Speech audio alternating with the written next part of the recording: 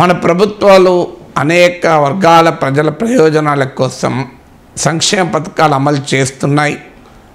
కొత్త కొత్త పథకాలకు కూడా రాజకీయ పార్టీలు హామీ ఇస్తుంటాయి. ఆ కొత్త పథకాలకు కూడా అమలవుతూ ఉంటాయి. సో ఇదొక నిరంతర ప్రక్రియ.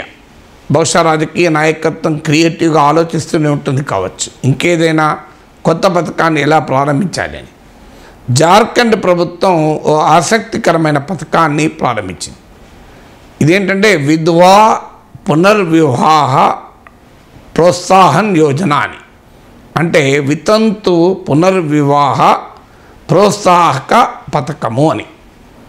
నా కందుకూరి వీరేశలింగం లాంటి వాళ్ళు, ఇంకా చాలామంది సంఘ సంస్కర్తలు వితంతు వివాహాల కోసం ఆ రోజుల్లో తమ జీవితాలనే అంకితం చేసి పోరాడారు.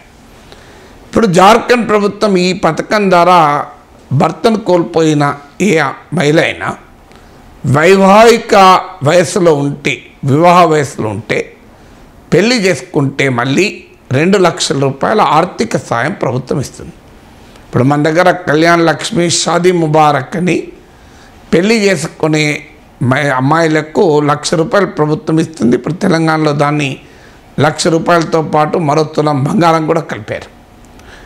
ఇక్కడ ఆసక్తికరమైనది అంటే వితంతు గనక మళ్ళీ వివాహం చేసుకుంటే 2 లక్షల రూపాయల ఆర్థిక సాయం అందుతుంది.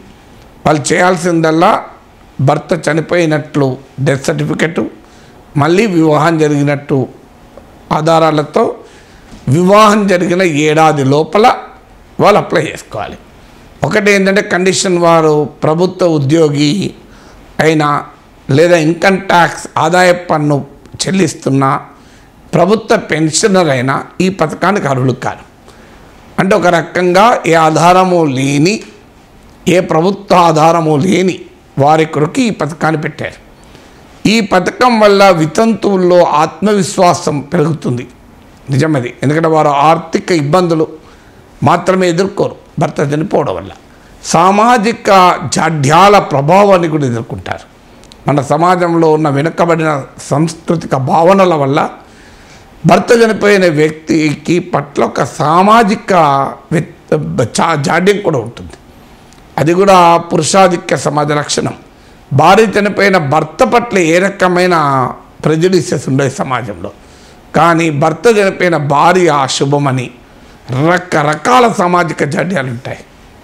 సో అటు ఒకవైపు సంపాదించే భర్త లేడు, ఎలా బతకాలో తెలియదు. మరోవైపు ఈ సామాజిక ఛాందస్యం, ఆర్థిక ఇబ్బందులు, సామాజిక సాందస్యం వెరసి ఆ మహిళ జీవితం చాలా ఇబ్బందిగా ఉంటుంది. మళ్ళీ పెళ్లి చేసుకోవాలి అనుకుంటే అంత సులభం కాదు. సమాజం ఎలా స్పందిస్తుంది, కుటుంబం ఎలా స్పందిస్తుంది.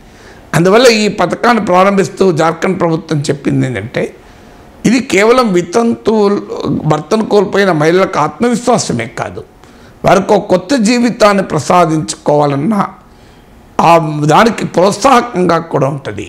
వితంతు పునర్వివాహాలను ప్రోత్సహించిన వారికి కూడా అయితము. ఇది ఒక సామాజిక మార్పుకు దోహదం చేస్తుంది అని ఈ పథకాన్ని ప్రారంభిస్తూ చెప్పారు. బహుశా మన తెలుగు రాష్ట్రాల్లో కూడా ఇలాంటి పథకంపై డిమాండ్ వస్తుందనుకుంటాను.